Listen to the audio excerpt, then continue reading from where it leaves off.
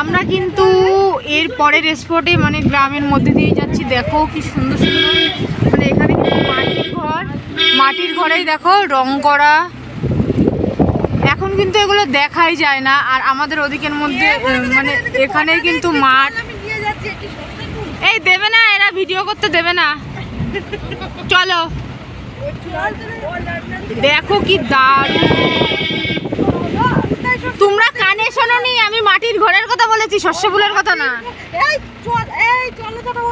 এই চলো তোমরা এখন চুপ থাকো, আমি আসছি আবার ফিরে পড়ে।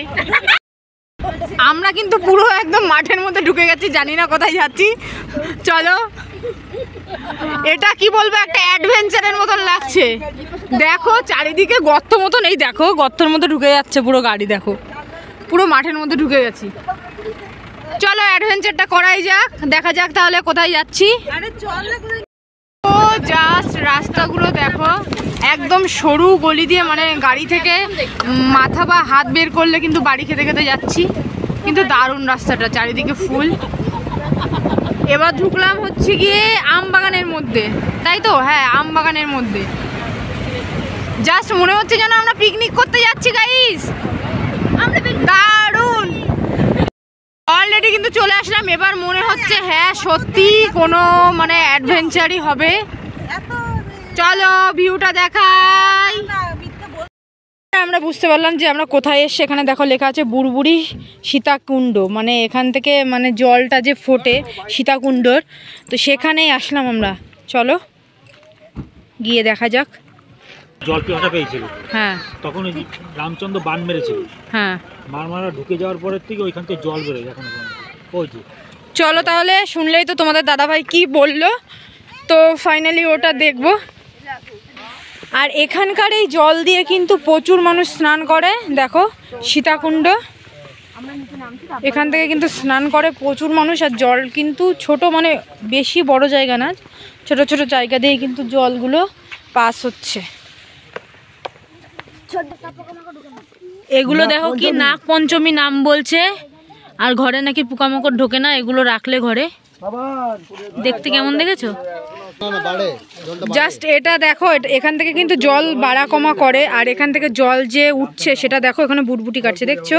ওখান থেকে কিন্তু জলটা উঠছে, ওখান থেকে দেখতে পাচ্ছ? হ্যাঁ, এটা কিন্তু সীতাকুণ্ড, যেটা তোমাদের দেখাতে চাইলাম। দেখো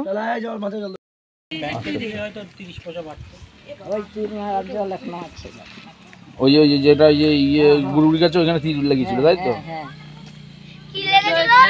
তিল লেগেছিল, তিল। সীতা যখন বনবাসে এসেছিল তখন জল নেই, মা জল খাবে, তাই রাম তীর মেরেছিল, তীর মেরে জল বের করেছিল। সেই তীরের চিহ্নটা ওই যেটা দেখছো বুড়বুড়ি গাছ, ওইখানে তীরটা লেগেছিল, ওইখান থেকে জলটা বেরোয়। তো গাইস তোমরা বুঝতে পেরেছো, সুন্দর করে বুঝিয়ে দিয়েছে আমাদের দাদাভাই, তো তোমাদেরকে ভালো করে বুঝিয়ে দিল, তো আগেও আমি বললাম। চলো তাহলে মানে নেক্সট ভিডিওতে চলো। ওইখান থেকেই জলটা উঠে। এটা চলে এসছি আমরা কিন্তু পুরুলিয়ার দুর্গা মন্দিরে, আর তোমাদেরকে একটুখানি ভেতরে ঢুকিয়ে দেখাবো। চলো, কাঠের দুর্গা মন্দির, ঠিক আছে? চলো।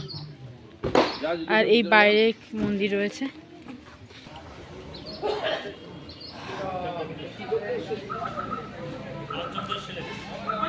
এখানে কিন্তু স্বয়ং রামচন্দ্র এই দুর্গা মন্দিরে এসেছিল, সেটাই দেখাবো। দেখো সেই দুর্গা মূর্তি কিন্তু এখনো রয়েছে এখানে,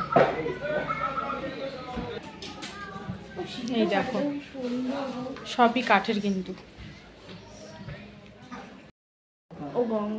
এটা হচ্ছে গঙ্গা মাতা।